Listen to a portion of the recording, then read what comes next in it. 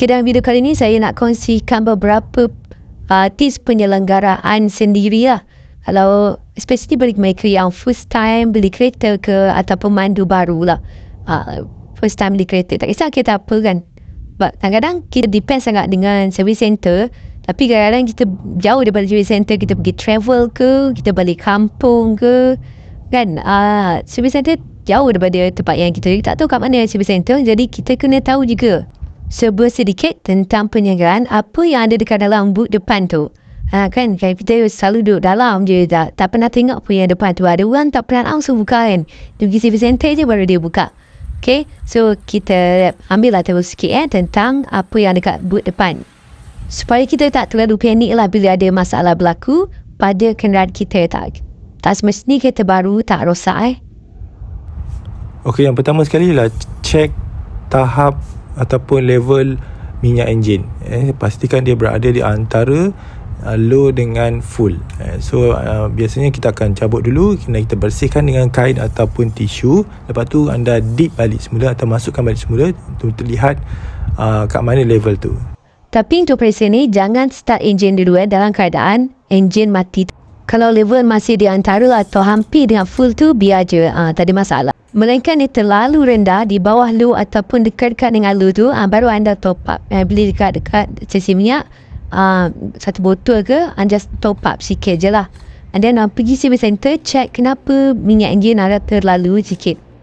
Okey, untuk pembeli baru kereta Pro 2, biasanya mereka akan dapat bateri yang sel basah tau, yang kena top up air bateri. Dulu saya pernah kena air bateri tak top up. Walaupun saya pergi center, dia orang tak isi pun. Jadi korang kena check juga air bateri. Tapi kalau korang dah tukar dengan bateri sel kering ataupun yang free maintenance, so tak payah risaulah, tak payah check. Seterusnya, dalam keadaan enjin mati juga, anda boleh check radiator radiator cap ni.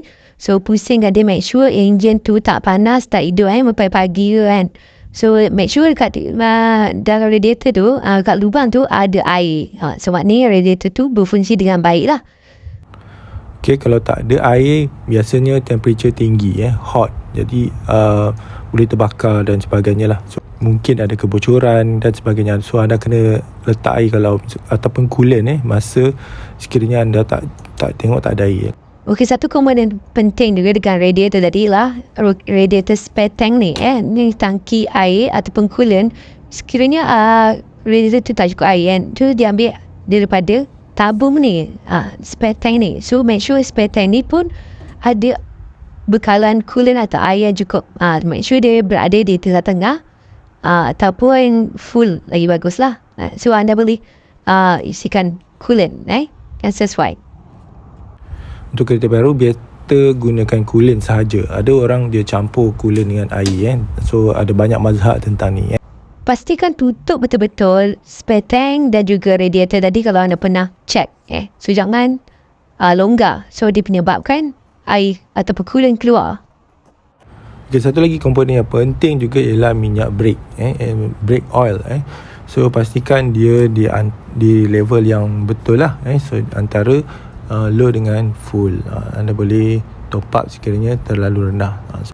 So pastikan gunakan brake fluid .3 yang betul lah. Ada bahasa dekat cap tulis .3. Ni contohnya. Sebab kereta saya sebelum ni satu lagi kan, hari tu memang sangat kering saya beli ni, saya top up kat kereta tu. So ni baki lah, saya top up sikit kat sini. Tapi kalau level dia masih di antara penuh dan low tu, tak payah top up langsung. So make sure tutup betul-betul balik semula. Kadang-kadang level tu jadi low disebabkan kita tutup tak ketat. Okay, last sekali ialah windscreen water tank ni. Macam tak penting, tapi sebenarnya penting juga. Kalau dia tak ada langsung, tiba-tiba ada something dekat you punya windscreen kan. So macam mana nak wipe out sebab tak ada air. So pastikan dia ada air yang cukup. Jangan harapkan service center untuk top up. So check kat sini level dia mencukupi. Kalau tak ada, boleh top up.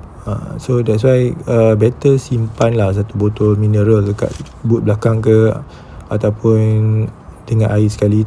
In case radiator kering ke ataupun windscreen tank tu kering ke, boleh top up.